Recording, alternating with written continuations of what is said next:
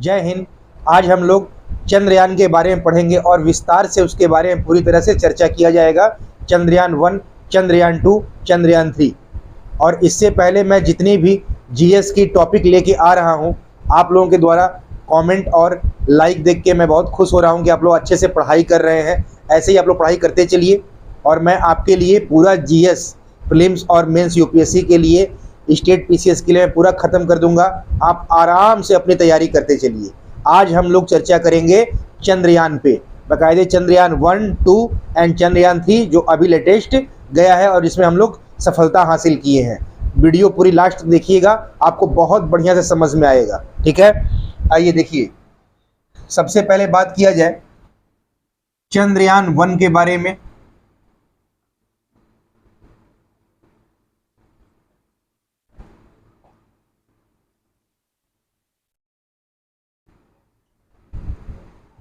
तो basic point जानना सबसे अधिक इम्पोर्टेंट होता है। कई बार क्वेश्चन यहाँ से पूछ लिए जाते हैं तो लड़के हमेशा यहीं फंस जाते हैं। ठीक है, जो इसके मुख्य मुख्य बातें हैं उनको पहले हम लोग नोट कर लिया जाए।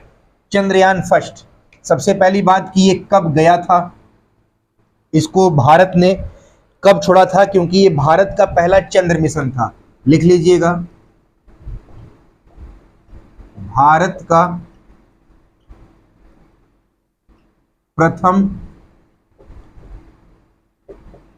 चंद्र मिशन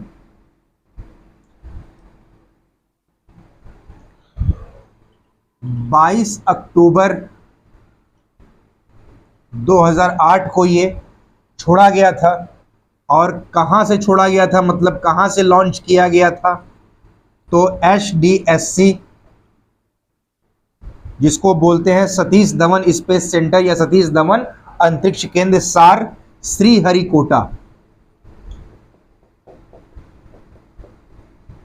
ठीक है, उसके बाद इसका लॉन्च मास कितना था, प्रमोचन भार, तो जो प्रमोचन भार था वो 1380 किलोग्राम था, 1380 किलोग्राम था। ठीक है, इसका प्रमोचन भार मतलब लॉन्च मास जो था। ठीक, किस लॉन्चिंग व्हीकल से छोड़ा गया था ये भी इंपॉर्टेंट है कि वो प्रमोचन यान या वो लॉन्चिंग व्हीकल कौन है, तो PSLV XL मतलब एक्स्ट्रा लार्ज वर्जन, और उसमें भी नंबरिंग होता है। ये नंबर है C11, C12, C13, C21, C22 ऐसे, तो ये नंबर है। तो याद रखिएगा PSLV XL C11 से चंद्रयान फर्स्ट को छोड़ा गया था, जो भारत का प्रथम चंद्र मिशन था। 22 अक्टूबर 2008 को कहां से, सतीश धवन स्पेस सेंटर श्रीहरिकोटा से। ये बेसिक चीज है। अब आगे देखिए, ये कैसा मिशन था, तो ऑर्बिटर मिशन था, जिसको बोलते हैं कक्षीय या ऑर्बिटर मिशन। अब ध्यान से समझिएगा, मिशन 3 प्रकार के होते हैं। देखिए, जैसे मान लीजिए ये चंद्रमा है, ठीक, मून। अब इसका जो पथ है ये इसका क्या है, कक्षीय पथ है, ये कक्षा है चंद्रमा की। ठीक है, और ये चंद्रमा है, तो चंद्रमा पे जाने के लिए कक्षा के चारों ओर परिक्रमा करते हुए चंद्रमा में एंट्री करते हैं। भाई पहले चंद्रमा के कक्षा में आप घुसेंगे, उसके बाद ना चंद्रमा पे जाएंगे। तो जो ये आप देख रहे हैं कि चंद्रमा का कक्षा है, ये मून ऑर्बिट कहिए इसको। ठीक है, तो इसमें समझिएगा कि 3 तरह के वो मिशन होते क्या हैं। एक होता है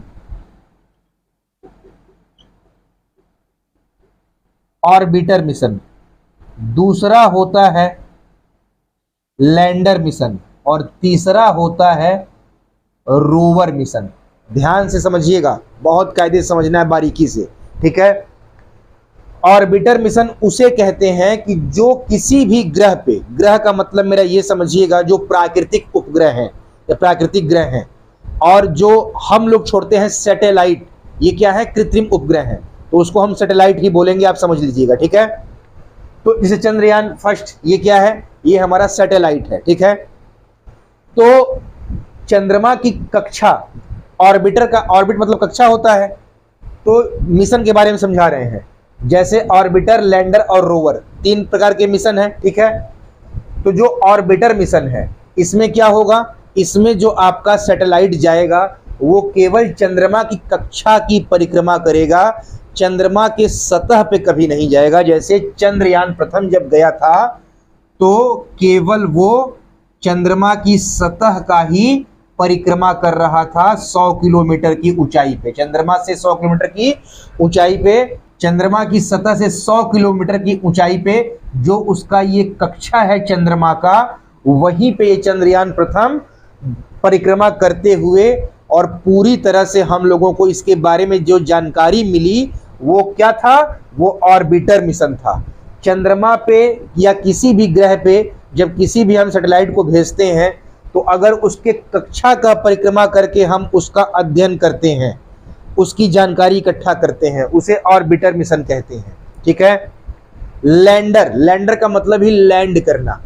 अगर यही आपका उपग्रह सैटेलाइट किसी ग्रह पे या उपग्रह पे जाके उसकी सतह पर लैंड किया तो वो लैंडर मिशन है। और रोवर, रोवर मतलब रोबोट, चलना, पहिए लगे होते हैं, जैसे आपने बचपन में खिलौने देखे होंगे वैसे ही इसमें भी पहिया लगा होता है, और ये ग्रह पे लैंडर से निकल के चलेगा। तो जब ग्रह पे चलेगा, चंद्रमा पे उतर के चल दिया, तो वो रोबोट से उसका नाम रोवर, तो ये रोवर मिशन है। अब समझ गए। तो मिशन तीन प्रकार के होते हैं, ऑर्बिटर, लैंडर, रोवर, और एक होता है मानव मिशन, ठीक है, जो हम लोग तैयारी कर रहे हैं, ठीक। तो ये कौन सा मिशन था, चंद्रयान प्रथम हमारा कक्षीय या ऑर्बिटर मिशन था, ठीक है। इतना आप अच्छे से समझ गए होंगे कि क्या है ऑर्बिटर मिशन, क्या है लैंडर, क्या है रोवर। नाम में ही अर्थ है, ऑर्बिटर मतलब कक्षा में ही केवल परिक्रमा करना, सतह पर नहीं जाना चंद्रमा के, या किसी भी ग्रह पे हम जब भेज रहे हैं, मान लीजिए मंगल पे ही जा रहे हैं, तो मंगल की सतह पर अगर नहीं उतरेगा, कक्षा में परिक्रमा कर रहा है और वहां से जानकारी दे रहा है, वो क्या है, ऑर्बिटर मिशन है। लैंडर जो लैंड करेगा सतह पर जाके, और रोवर जो चलेगा और जाके चलते हुए वहां के मिट्टी के, धूल के, चट्टानों का जो अध्ययन करेगा, उसे हम रोवर मिशन कहते हैं, ठीक है। अब आइए आगे बढ़ा जाए। फिर क्या हुआ कि 22 अक्टूबर और 2008 को ही हम लोगों ने इसको लॉन्च किया, और 29 अगस्त 2009 को चंद्रयान प्रथम से हमारा संपर्क टूट गया। लगभग 10 महीने ही ये कार्य कर पाया था, लेकिन 10 महीने में ही इसने इतनी अच्छी जानकारी इकट्ठा की कि हम लोगों ने भी विश्व में अपना एक अलग कीर्तिमान स्थापित किया। और यूएसए, रूस, यूरोप, जापान और चाइना के बाद भारत ऐसा 6वां देश हो गया जिसने चंद्रमा के सतह के अध्ययन के लिए अभियान संचालित किया। तो ये बहुत बड़ी बात थी कि हम लोगों ने 2008 में ऐसा कीर्तिमान स्थापित कर लिया, ठीक है। और अब इस चंद्रयान प्रथम की उपलब्धियां क्या क्या थी उसको भी देख लिया जाए। आप इसका स्क्रीनशॉट ले लीजिए, फिर हम आगे बढ़ते हैं। आइए अब आगे बढ़ा जाए। देखिए, अब देखा जाए कि जो चंद्रयान फर्स्ट हमारा गया था चंद्रमा की कक्षा में, तो चंद्रयान प्रथम की उपलब्धियां क्या क्या थी, क्या क्या हम लोगों को जानकारी मिली, ये बहुत इंपॉर्टेंट है। देखिए, सबसे पहले चंद्रयान फर्स्ट ने, चंद्रयान प्रथम ने चंद्रमा की सतह से मून सरफेस चंद्रमा की सतह से 100 किलोमीटर की ऊंचाई पर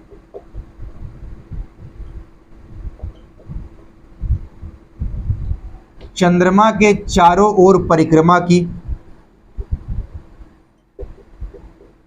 चंद्रमा के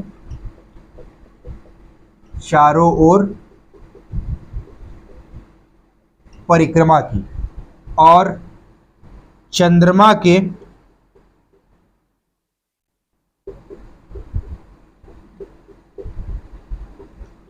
रासायनिक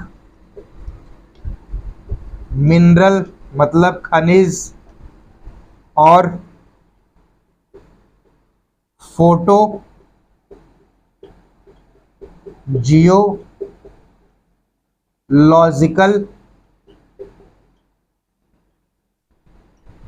मैपिंग भी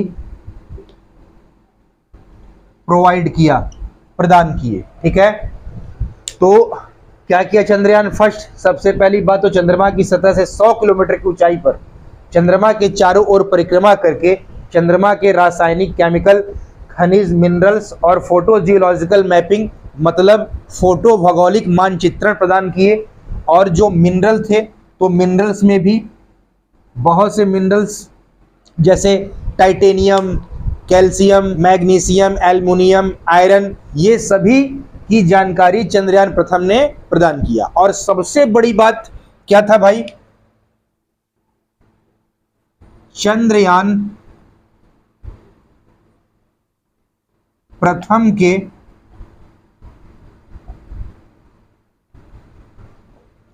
माध्यम से ही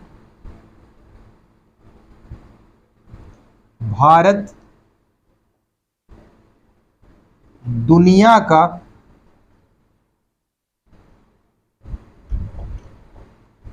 पहला देश बन गया जिसने चंद्रमा की सतह पर पानी की खोज की। पहला देश बना जिसने चंद्रमा की सतह पर पानी की खोज की। और इतना ही नहीं, ये भी बताया कि यह पानी ठोस अवस्था में है। यह जो पानी है वो ठोस अवस्था में है, सॉलिड फॉर्म में है, ये जानकारी दिया। ये चंद्रयान प्रथम की बहुत बड़ी उपलब्धि थी और ऐसा बताने वाला भारत दुनिया का पहला देश हुआ। ठीक है, तो ये हम लोगों ने कीर्तिमान स्थापित किया। उसके बाद तीसरा पॉइंट आप लोग नोट करते चलिएगा, नंबर 1, नंबर 2, नंबर 3, ये चंद्रयान प्रथम की उपलब्धियां हैं। क्या?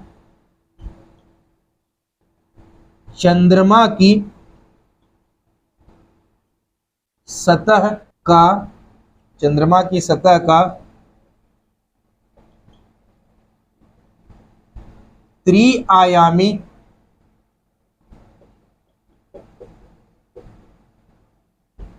मानचित्रीकरण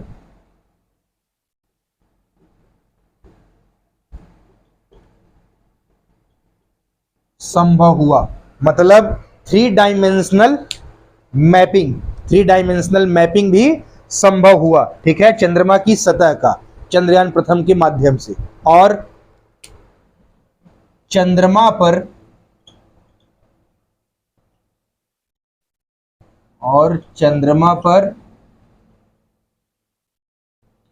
मिनी चुंबक मंडल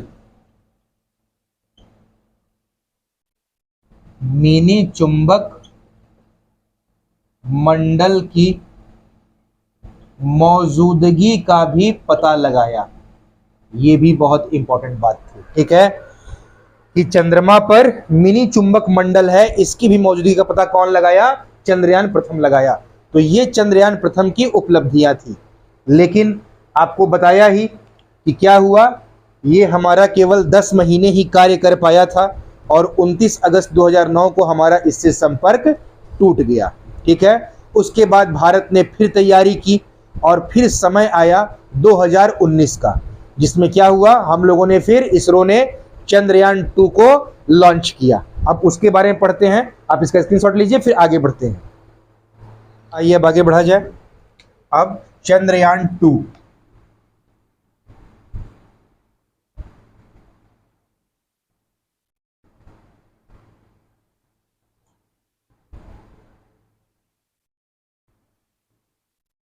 इसके बारे में विशेष पॉइंट मेन जैसे उसमें हम लोग चर्चा किए। चंद्रयान प्रथम में क्या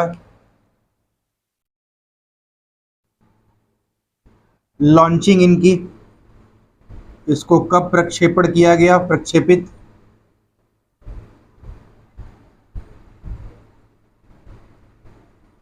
22 जुलाई 2019 को। कहां से, HDSC Satish Dhawan space centre, सार श्रीहरिकोटा। ठीक है, फिर प्रक्षेपण यान कौन सा था इसका, लॉन्चिंग व्हीकल,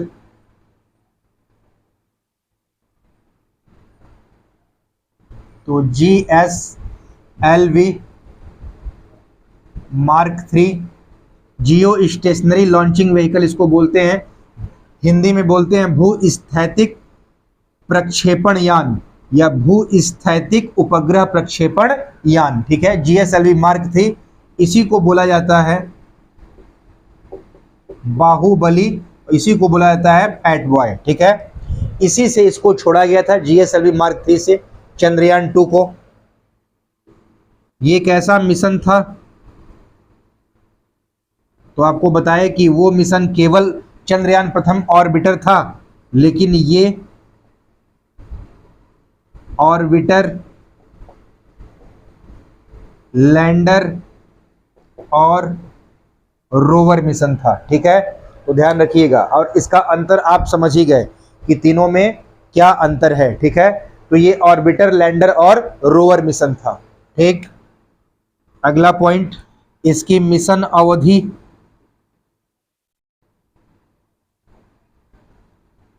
जो मिशन अवधि थी वो क्या थी, सबकी अलग अलग थी। जो ऑर्बिटर थी, ऑर्बिटर जो था उसका जो अवधि था वो 1 वर्ष था, और जो लैंडर, लैंडर का नाम भी जान जाइए, जो लैंडर था उसको नाम दिया गया था भारतीय अंतरिक्ष विज्ञान के जनक विक्रम साराभाई के नाम पर।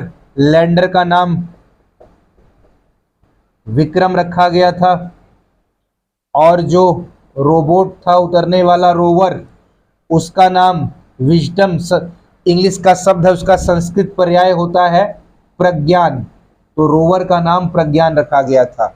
और इन लोगों की अवधि 14 दिन थी। 14 दिन को ही बोलते हैं एक चंद्र दिवस।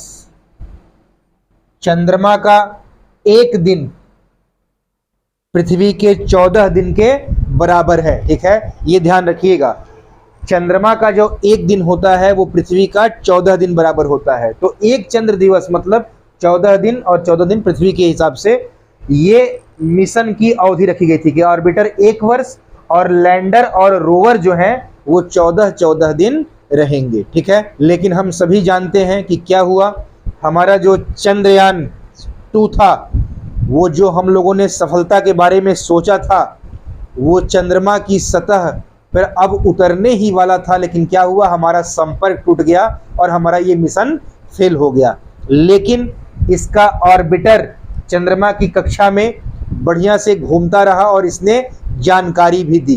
क्या जानकारी दी भाई, चंद्रयान 2 के ऑर्बिटर ने जनवरी 2022 में उच्च तीव्रता वाले सौर ज्वालाओं के कारण सौर प्रोटॉन का पता लगाया। मतलब जो सोलर फ्लेयर निकलते हैं उसके कारण चंद्रमा पे सौर प्रोटॉन की घटना होती है, उसका पता लगाया।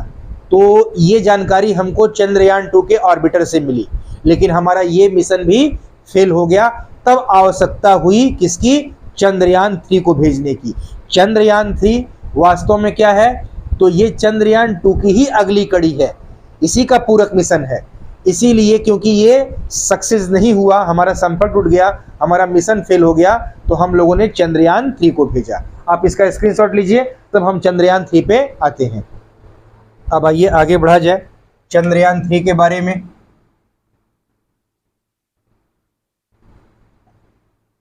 चंद्रयान 3 ये क्या है? तो ये वास्तव में जो यह मिशन है, यह चंद्रयान 2 की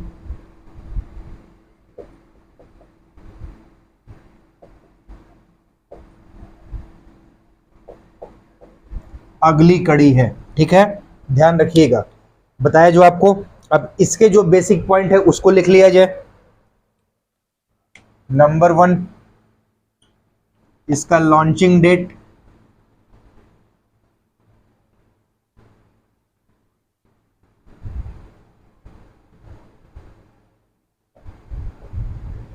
14 जुलाई 2023। कहाँ से? तो HDSC सार श्रीहरिकोटा। फिर रॉकेट कौन सा है जिससे ये गया था? LVM-3M4 ये रॉकेट है जिसे चंद्रयान 3 को सफलतापूर्वक लॉन्च किया गया। और इसको लॉन्च करके भारत चंद्रमा के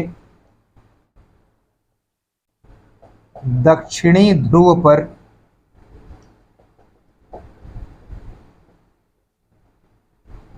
सफलतापूर्वक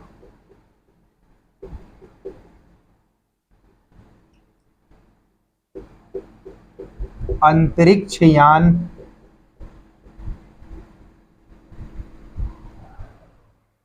उतारने वाला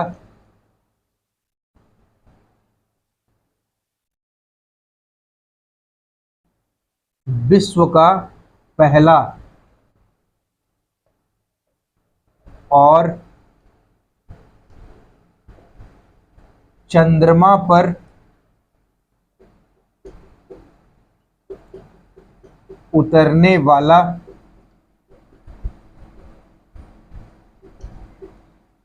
चौथा देश बन गया। ठीक है, तो ये बहुत बड़ी उपलब्धि है। भारत चंद्रमा के दक्षिणी ध्रुव पर सफलतापूर्वक अंतरिक्ष यान उतारने वाला विश्व का पहला देश है, और चंद्रमा पर उतरने वाला, इस तरह पूरे चंद्रमा की बात की जाए तो चौथा देश है। तो कितनी बड़ी उपलब्धि है। आज तक पूरे विश्व के लोग चंद्रमा के दक्षिणी ध्रुव पर केवल सोचते रह गए, जा नहीं पाए, और हम लोगों के भारत ने, इसरो ने झंडा गाड़ दिया। ठीक है, बहुत बड़ा कीर्तिमान स्थापित किया। ये अपने देश के लिए बहुत गौरव की बात थी। ठीक, अब आइए देखा जाए कि चंद्रयान 3 के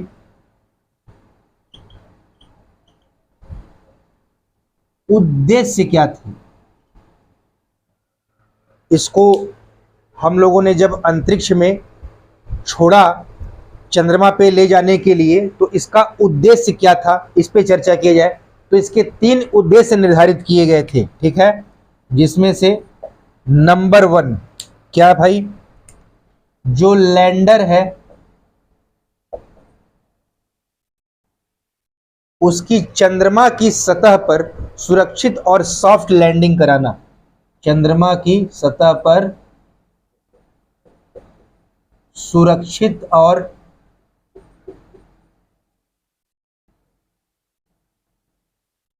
सॉफ्ट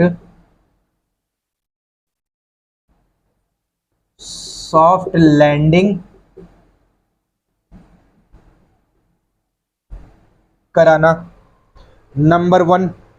दूसरा उद्देश्य, चंद्रमा पर जो इस लैंडर से रोवर निकलेगा वो चंद्रमा पे उतरेगा और क्या करेगा रोवर, रोवर की विचरण क्षमताओं का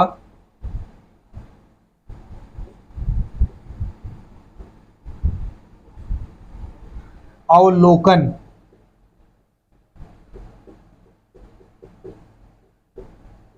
जो रोवर है उसकी विचरण क्षमताओं का अवलोकन और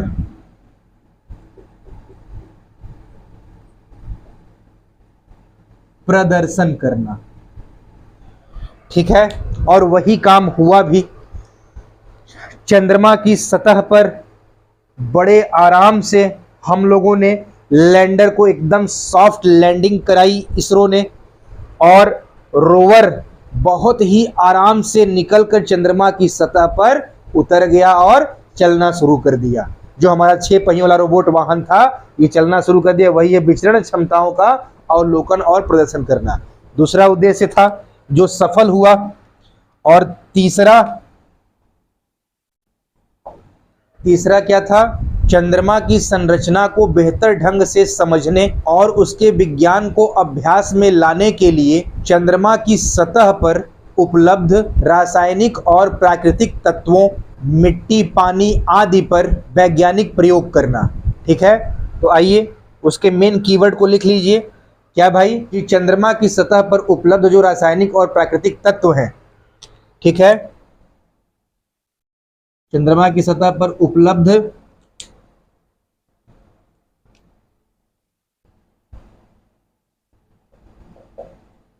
रासायनिक और प्राकृतिक तत्वों, मिट्टी, पानी आदि पर वैज्ञानिक प्रयोग करना। वैज्ञानिक प्रयोग करना मतलब एक्सपेरिमेंट करना। ठीक है, ये चंद्रयान 3 के उद्देश्य निर्धारित किए गए थे। ठीक है, अब इसका आप स्क्रीनशॉट लीजिए, फिर हम आगे बढ़ते हैं। आइए अब आगे बढ़ा जाए। अब एक सबसे बड़ी बात आती है फोकस करने वाली, कि चंद्रमा के दक्षिणी ध्रुव पर उतरना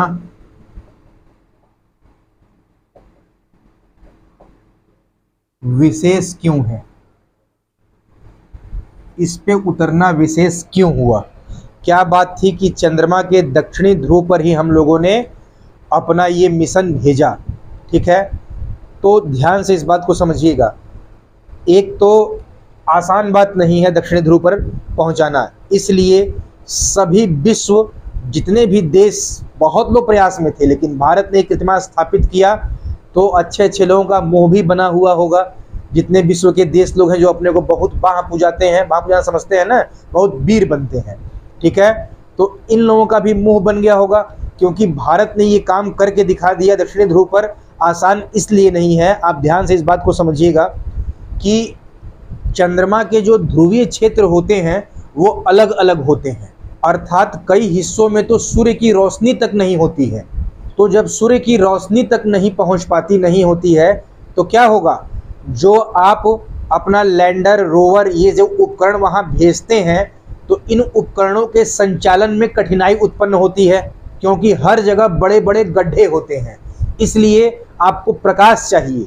तो दक्षिणी ध्रुव में या ध्रुवीय क्षेत्रों में जहां सूर्य की रोशनी ही नहीं पहुंच रही है, वहां ये काम कराना, वहां हम लोगों ने चंद्रयान 3 को सफलतापूर्वक लैंडिंग कराई। ये अपने आप में बहुत बड़ी बात है, क्योंकि अब आप अच्छी तरह समझ गए होंगे कि ध्रुवीय क्षेत्र के हिस्से ऐसे होते हैं और टेम्परेचर तो एकदम गिरा हुआ होता है। टेम्परेचर आपका तापमान कितना होता है ध्रुवीय क्षेत्रों में, -230 डिग्री सेल्सियस से भी नीचे होता है। तो आप समझ लीजिए। और कुछ कुछ उपकरण जो सौर से संचालित होकर चार्ज होते हैं, रोशनी चाहिए, वो भी नहीं मिल पा रहा है, सूर्य रोशनी नहीं रहेगी तो ध्रुवीय क्षेत्रों में उतरना या उतारना बड़ा मुश्किल होता है। और हमारे भारत ने क्या किया कि चंद्रमा के दक्षिणी ध्रुव पर ही चंद्रयान 3 को उतारा, ये अपने आप में बहुत बड़ी बात थी। ठीक है, और सभी लोगों का क्या हाल है कि जितने भी सबके अंतरिक्ष यान हैं वो चंद्रमा के भूमध्य रेखा के पास उतरे हैं। कारण वहां सूर्य का प्रकाश मौजूद है, जिससे तापमान अनुकूल है और उपकरणों के निरंतर संचालन के लिए क्षेत्र भी अनुकूल है। इस कारण से उन सभी लोगों ने अपने अंतरिक्ष यान चंद्रमा के विषुवत रेखा के पास उतारे हैं। अच्छा, दूसरी बात अगर की जाए, एक तो बड़ी बात यही हुई कि दक्षिणी ध्रुव पर उतारना कितनी कठिनाई हुई, और सबसे मेन बात कि दक्षिणी ध्रुव पर जो मैंने लिखा कि उतारा क्यों गया है, विशेष क्यों है, तो मेन बात समझिएगा। क्यों भाई? अत्यधिक ठंडे तापमान के कारण, हाई टेम्परेचर,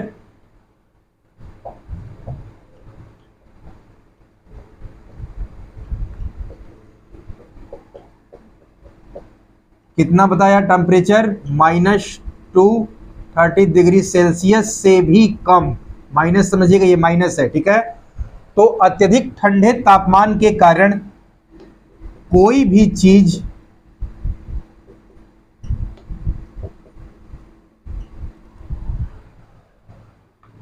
यहां लंबे समय से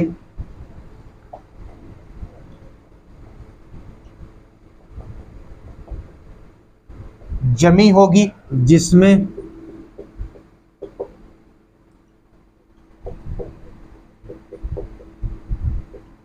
अधिक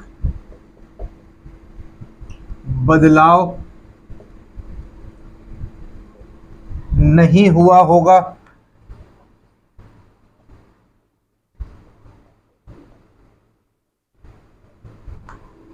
वो क्या है भाई? जैसे ध्रुवों की मिट्टी हो गई, चट्टानें, जिनसे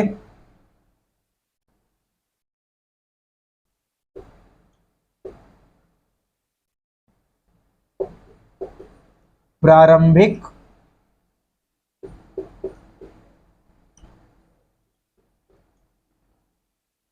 सौर मंडल की जानकारी मिल सकती है। इस कारण से दक्षिणी ध्रुव पर उतरना विशेष था। अब समझ में आया? इस कारण इतनी कठिनाई वाली जगह चुनी गई है, क्योंकि उसके पीछे दूसरा लॉजिक है, ये रीजन है। चंद्रयान 2 का भी 2019 में यहीं उतरने की योजना थी, लेकिन यह सॉफ्ट लैंडिंग नहीं कर पाया। लेकिन हमारे चंद्रयान 3 ने ये कर दिया, और इसी कारण, क्योंकि अधिक तापमान जहां पे होगा, आप जानते हैं हाई टेम्परेचर में जो चीज होगी वो अपने उसी अवस्था में होगी, जमी हुई होगी, उसमें ज़्यादा बदलाव नहीं होता है। जैसे उसकी मिट्टी है, चट्टाने हैं, वहाँ की जो भी चीज़ें मेन महत्वपूर्ण चीज़, रसायन, खनिज है, ये सारी चीज़ें, उससे हमको प्रारंभिक सौर मंडल के बारे में जानकारी मिल सकती है। इस कारण से हमारे भारत ने, इसरो ने चंद्रयान 3 को चंद्रमा के दक्षिणी ध्रुव पर उतारा है, जो इस समय बेहद अच्छे तरीके से अपना कार्य कर रहा है। अब देखिए आगे हम लोगों को इसकी बदौलत और क्या क्या उपलब्धि हासिल होती है, और अब वो दिन दूर नहीं जब भारत अंतरिक्ष में मानवों को भी भेजेगा, और तब देखिएगा फिर हम लोग अंतरिक्ष जगत के क्षेत्र में, विज्ञान जगत के क्षेत्र में बहुत अच्छी अच्छी उपलब्धियां हासिल करेंगे, और नई रोचक जानकारियां हमको दिखाई देने को मिलेंगी। जो असंभव लगता था वो संभव दिखाई देगा। ये भी बहुत लोगों को असंभव लगता था कि दक्षिणी ध्रुव पर कैसे उतरेंगे, लेकिन भारत ने चंद्रमा के दक्षिणी ध्रुव पर सॉफ्ट लैंडिंग करा के अपना कीर्तिमान स्थापित किया और विश्व में एक अलग पहचान बनाई। ठीक है, तो आप लोग इसको मन से पढ़िएगा। जैसा आपको कहीं कोई कन्फ्यूज़न होगी, दिक्कत होगी, तो कमेंट बॉक्स में कमेंट करिएगा, और जब मैं नेक्स्ट वीडियो लेके आऊँगा तो आपके प्रश्नों का उत्तर वहाँ पे दे दिया जाएगा। आप लोग मन से पढ़िए, खूब बढ़िया से समझिए। 2-3 बार वीडियो को देखेंगे तब आपको एकदम बाकायदे समझ में आएगा। कोई चीज़ कठिन नहीं होती है।